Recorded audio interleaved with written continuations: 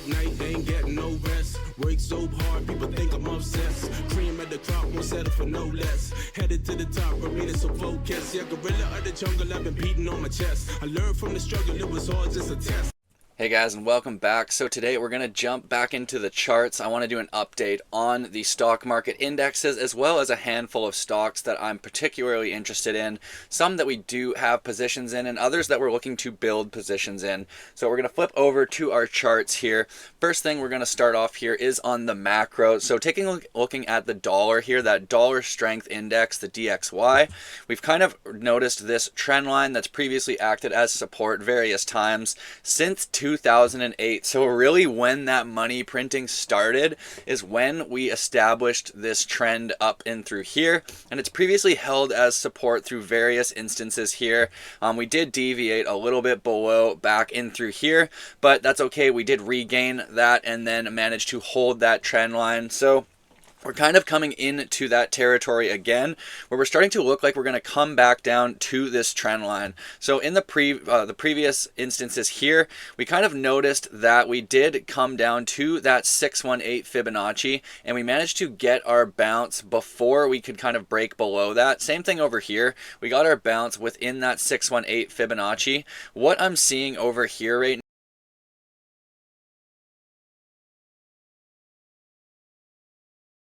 are going to favor that downside a little bit more in the near term. So we might come back and come down, retest this trend line again, and then see if we can get a bit of relief there and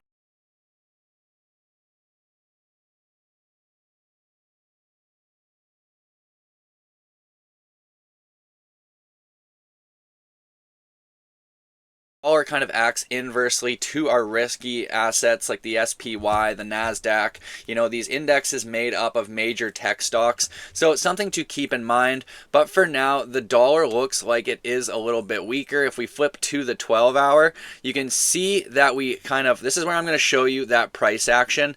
So this is a downtrend. We're currently kind of stuck in this downtrend. We did try to reverse here. You can see on the 12-hour, we put in a higher low, higher high, higher low. You can see here that we actually confirmed an uptrend on the 12-hour, but it was lost here. So that's what I talk about, waiting for that confirmation on the higher time frame, because when you look at the weekly, we can see here, removing all the noise, this was nothing. This was another lower high and another lower low on the weekly. So on the high time frame, nothing exciting really in my opinion. On the lower time frame, also just continuing to break down, show a little bit of bearish price action. When we take a look at the momentum indicators, we see the DMI and the Vortex dominantly bearish, and so we also see kind of the S&P strength of the dollar is trending down. So S&P, other risk assets are outperforming the dollar right now. We're going to flip to the US 10-year. We see that it is down a solid bit today, so nice to see it down 1% here. It has been hugging around that 4.5%. It's too early to claim victory in my opinion, but I did notice a kind of similarity in this pattern across the history of the US 10-year. We kind of see this is that bearish price action pattern where we get our uptrend here and then we break down, ultimately back testing it, getting rejected, and then continuing to those lows. So we saw it here, we saw it over here, we saw it here. So look at all these different little instances where we're respecting this trend line, we break below, we back test, we get rejected, and look at the structure of these moving averages. So you can see basically the structure of the moving averages is very similar across all these moves. The price action is very similar. Even when you get into how the momentum indicators are set up here, you can see basically on all these moves, they came from oversold or overbought RSI territory as well as the MACD. And we also see when we broke down here, and this is where that bearish momentum started to pick up on the DMI as well as the Vortex. And we've kind of noticed that across the board here. Same thing. So that's what I'm recognizing, these similarities to past instances. So what are we going to do now? Let's take a look. Let's open up our SPY here and let's try to compare and look and see kind of the price performance during these periods. So basically when the 10-year is trending down, we kind of do get that relief in the stock market. markets, same here, trending down and getting that bit of relief here. So what did we kind of see in the prior instances on the breakdown? Breakdown, back test, rejection. We put in that low and the stock market trended up from there. Same thing over here. That back test actually coincided kind of with the lows in the market. We did get another little dip here, but it was a very small one. Same thing. Alternatively here, we actually came back tested here. This is the instance where it kind of coincided more with a peak, and we basically saw both the bond market and the stock market falling together. So that was kind of probably around some of the uncertainties regarding tariffs, but the stock market has recovered, continued climbing up along with the bond market, and then they kind of dropped together. The stock market has recovered more aggressively because it is kind of that higher risk, higher volatility kind of play there. So just interesting to note the performance of the SPY around these similar price action patterns when it comes to the US 10-year. So 10-year looking kind of weak on the near term, probably going to come down actually. So I also think, you know, there is a level of support here that we could be likely to test. This is going to be the first one here, kind of around 3.8 up to about 4% here. That's going to be that first area where I think, you know, we could come down here, get a bounce, back test the underside of these moving averages, and hopefully keep continuing down. You know, we want to get down at least to this target down here, this kind of 3% or lower. That's kind of the Fed their target rate for inflation. You know, they're looking at about 2.5%, I do believe. So we'll just continue watching this one. But yeah, we want to watch for that 10-year. If it's going to continue showing weakness, then we might see a little bit more strength in the SPY continued on. In terms of the volatility index, we are getting that lower low here, but a little bit of relief. We had this huge spike up. That's what I said previously before. Watch for those bearish signals across charts, and then watch for the volatility to really start increasing. So we talked about this. We talked about the kind of the downside risk to the markets when they're extended in the way that they were, and when we get above 30 volatility. And when we look at, again, we're going to take a look at the SPY performance here, and we'll use it on a percent scale. So essentially what we've kind of, sorry about that, I'll actually switch that to a new price scale. New price scale. Yeah, so what we see here is this massive spike in volatility coincided with the huge drop. So that's what I was warning about. That's what we protected ourselves from being a part of. We were actually able to put kind of like take profits when things were a bit higher, put that money back into the market down low, and then ride those positions to the upside. So the volatility, nice back down here within the normal range, but we will watch for that continued, that same thing that we saw back here. If we start to see the volatility really increasing, you know, that's not going to be the best signal. One thing I do notice here is the IWM lagging the S&P as well as the NASDAQ. So we see the NASDAQ and the S&P up today, while we see the IWM down 0.6%. So not a huge gap, but you know, that is about a 1% difference in performance between the IWM and the SPY. The reason I think this is important is the IWM is the iShares Russell 2000. This makes up the majority of the stocks in the stock market. So this is a better representation of the overall health of the market than the SPY or the NASDAQ, because we've talked about how the Magnificent Seven tech stocks essentially make up a large majority of the gains for these indexes here. So as long as a handful of stocks are doing really well, those giants like Tesla, Meta, Nvidia, all those big guys, Apple, you know, as long as they're doing well, the S&P and the NASDAQ are likely doing well. But the IWM it's more of the companies. This is the rest of the stock market. It's a better representation, in my opinion. We see here, it's not showing the same strength as the SPY. The SPY and the NASDAQ have cleared their 50 and their 200-day moving averages quite well here. They've come up quite aggressively off the lows. I think it's about 20 27% or so from the lows, 26%. Yeah, so we see that. And then we take a look at the IWM. You can see we're actually getting rejected at that 200-day moving average. So there is the potential for this to kind of reverse, come down into that downwards price action. We might have to retest these levels down here, and we're going to really want to hold these and show some more strength. You want the IWM to not be lagging the SPY as much, because it's kind of just that disconnect between the broad market and a handful of stocks. With this recent dip, we've seen a lot of retail coming in and buying the dip. So we've seen retail participation or retail buys in stocks really increase substantially during this market retracement. And retail focuses on the same stocks. So everybody's buying Tesla, everybody's buying Google, Microsoft, Amazon. We all know those are the big dogs. Those are the big tech companies that are going to continue to maintain a large amount of market share. And that's what really attracts a lot of the liquidity. So that's kind of why we see capital focused in this select handful of names, but we need to be aware of what's going on in the overall economy, what's going on in the overall market, not just focusing on a handful of tech stocks. So keep watching this one. We want to see that IWM really start to show some strength. It is in an uptrend here on the daily, so we've got the higher highs and higher lows, but it's also important to note that we could come down, break below, reverse that price action. When we flip to the weekly chart, we can see we are still extended. So we just pull our Fibonacci's and see where we get support here. So we're looking like we've got some support right down in this region in through here. So that's going to be that first level that we want to hold for the IWM and hopefully get continuation.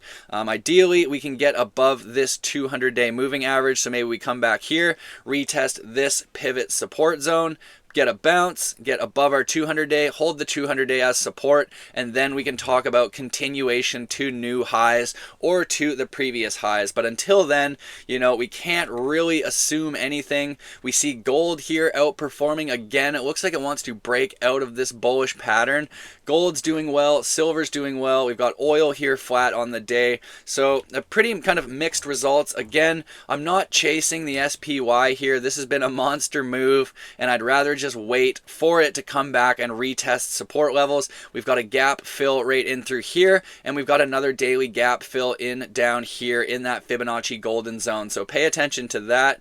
Otherwise, we're going to take a look at a few of our stocks. Let's take a look at CoreWeave here. This has been an absolute face melter for us. We got in at $39, ran all the way up to $166, so like a 350% move in a very short amount of time. So what goes up that fast can also come down that fast. If we're looking for opportunities to add to CoreWeave at this point, you know, if we can get in this Fibonacci golden zone from the low to the high of the total price action of this chart, so you're looking at $62 up to about $77, that's going to be a really good opportunity to buy CoreWeave if you don't have a position, or to add to your position or recycle profits back in. What we see though, if we take a look at our lower time frame, so we have to take a look at the low time frame because it's kind of all the price action that we really have right now. We're starting to see that we got that bearish divergence I talked about.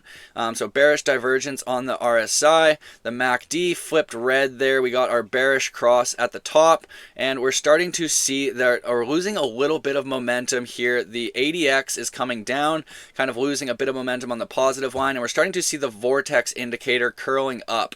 So if we take a look here, zoom in even further, take a look at that 1 hour time frame, we do have some support here, so a decent little price pattern we can see here.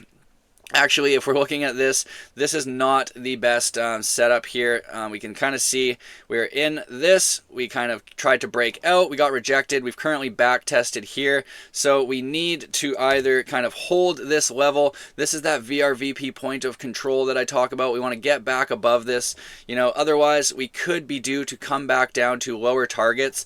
If you're in CoreWeave and you're up multiple X's on your position, protect those profits, at least in some sense. Use a stop loss, take some money off the table. In terms of volume, look at the volume here, guys. Since we reached this peak, we had a big uptick in selling volume, and we're kind of seeing sellers a little bit more dominant here in the follow-through price action. Not surprising to me. CoreWeave has been nuclear since we got into it. It's just a crazy move. You know, I'm happy to have caught that one, secured more than my initial investment. I've got a risk-free position, and I'm just going to look to build this position. So I'm happy with what I'm holding. I'm happy with the profits that I've taken off the table, and I'm just looking to recycle profits back into this one.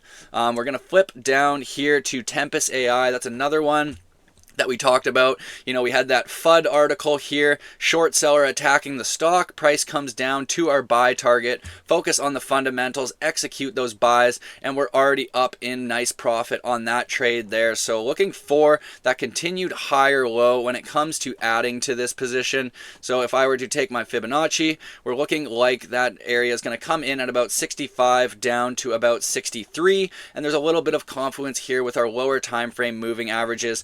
Personally, I'm not going to add in this region here. I did my buying in the low to mid 50s. I'm happy with that position for now. If we do start to see some weakness in the SPY, then it could drag some of these stocks down a little bit, so we need to pay attention to that. BABA here we see has come kind of right down, almost filling that little gap there.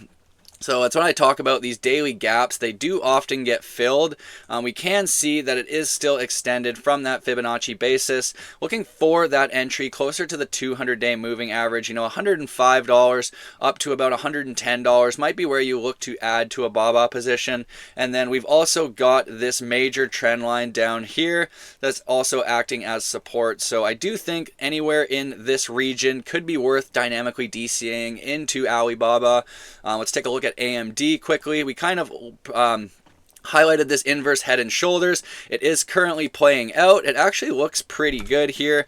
We see though a little bit of rejection by the 200-day moving average. As long as we can hold this kind of this area right through here, we can continue this measured move here on AMD. The target would be here up at about 163. So it is a bit of a swing trade potential. Let's take a look at the very low time frame momentum indicators, see what we're looking at, or sorry, what we're looking like. So we could, I think we're due for a little bit more bearish price action in the near term. We see that vortex indicator kind of with that bearish confirmation here, and our RSI and MACD just need a little bit more time to cool off in my opinion. And when we look at the daily, we're losing some of that bullish momentum when it comes to our indicators here. So AMD is another one. I am interested in it. You know, I would look for a kind of, again, we're looking at the weekly charts because we want that confirmation. Take that Fibonacci tool and then look for that value. You know, anywhere under $100 could be worth dynamically DCAing into AMD. Flipping over to Palantir here. So Palantir don't currently have a position. We were stopped out. We put that money into, excuse me, put that money into Tesla on the dip and sitting nicely in profits on that one. If you're looking to add to Palantir, back towards $95 would be a really good opportunity. That's where I last acquired my position. So looking for that one. Tesla, beautiful here. Just that comes back to our support zone right in that Fibonacci acting as support. And then we see we're in this trend line here. We're probably going to come back, retest these levels. So let's pull our Fibonacci, look for that entry here. If we can come back, hold this 50 and 200-day moving average, as well as get a bounce in this region. So again, under $300 could be worth adding to that Tesla position. MP Materials, this is one we've been following for a while. We built a little bit of a position. The reason I like this one, it is the only current operating rare earth metal producer. In terms of mining, in terms of refining, as well as magnet production. This is the only company within the United States that is currently at a production stage. So they've got a massive advantage over a lot of the other competition. They've also signed an agreement with the largest Saudi Arabian mining firm. They want to develop an end-to-end supply chain of rare earths materials to kind of remove that dependence on Chinese export controls over kind of that those assets. So we've seen them doing very well, kind of really volatile price action for sure. We are kind of what looks like putting in this head and shoulders pattern, so we need to be prepared. If you are in this position, if you've been in since I kind of mentioned that sub $20 entry, then really look to kind of protect those positions, because you're sitting in decent profit. 20-30% profit for a short-term move in a miner is pretty good in my opinion. You might want to protect those profits. I'm happy with the position. I'm just going to hold what I have, and I'm going to look to add to that position if we come down back into those low 20s. So that's kind of where I'm going to be looking to add to that position. Last, let's take a look at REMX. This is the rare earth metals producer ETF. So we'll take a look at it on the highest time frame, or not the highest, the higher time frame here. So we've got this weekly chart. We can see just stuck in this major downtrend since 2022, really not getting any love here, but starting to break out. We put in that higher low on the weekly, and we also took out the high here, so we're getting that breakout. The reason I think REMX is an interesting play is for myself. They are invested in various Chinese rare earth metal producers. So certain stocks that I don't have access to through my broker, I can actually buy this ETF and I can get some exposure to those Chinese rare earth producers. They also hold a decent position in MP materials that I just talked about, as well as various other rare earth metal producers throughout the world. So as countries continue going towards that reshoring of manufacturing, reshoring of resource extraction, I think we're going to see a lot of these companies start to do really well. That's why I think MP has done so well in the near term, is people have started to realize, if we're going to look at reshoring our industry, you have to look at the biggest players within the industry domestically at the time. That's MP Metals when it comes to rare earths, and then REMX, just another great kind of option here. A little bit lower risk, you get kind of world exposure in the rare earth supply chain. I think a lot of people are kind of going to be looking at their rare earth supply chain, trying to remove some of that dependence on China, but interesting to note. And I do think we could get a little bit of a trade here on the near term, on the very low time frame. This isn't a bad time to start building a position. If you're just looking for a quick swing trade, I think we could come down a little bit here. We are at this resistance. We need to hold the higher low support. So, looking for that entry kind of down here in the mid 30s. Otherwise, it doesn't hurt to potentially build a little bit of a position in this ETF. I'm not going to be buying it quite yet. I'm just going to wait a little bit more patiently, wait for a bit more confirmation, but this is kind of the play that I'm looking at. We see that we've got our Fibonacci retracement resistance up here. So if we were to enter kind of around this price in the mid 30s, we can hold this up to the kind of more conservative Fibonacci target. We've also got VRVP resistance and that 200-week moving average kind of coming in right about here. And we can still have our stop loss below support with that 3+ risk to reward ratio. So I've talked about that, how essentially we use this 3-to-1 risk reward ratio to really capitalize and be able to compound our returns. We can see though, look at this historical support. So this previously acting as support in 2016, in here in through 2019, 2020, and then we've got this lower support down here. So anywhere from $25 up to the mid 30s, I think is worth dynamically DCing into this position, and that's what I'm going to look to do. So that's one of the companies that I am interested in kind of building that position. Another one, I'm not super interested in this position, but we have this Oscar Health. The chart looks pretty good here. We did come back. We're retesting the higher low. We want to hold this level here.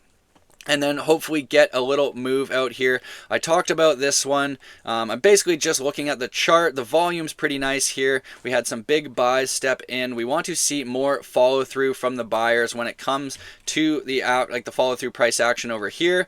When we take a look at our momentum indicators, we're starting to see the bullish momentum building a little bit here on the vortex. Our MACD and RSI need to do a little bit more work here on the daily. When it comes to the weekly, we see that the vortex indicator is kind of dominant. So let's flip to the very low time frame. Yeah, so I do see a bit more bearish bearish pressure building here in the near term. So this is going to be a sit and wait play for me. I would rather wait for that weekly, retest of maybe this support zone down here before looking to kind of take that swing trade. So just watching this one for now. It's just on our radar. Other than that, that's pretty much it for today. I just wanted to cover a bunch of different stocks, give my thoughts on the SPY, the IWM, their performance together, update our various holdings, and where I might look to re-add into those positions. So thank you so much for watching, guys, and I'll see you in the next one.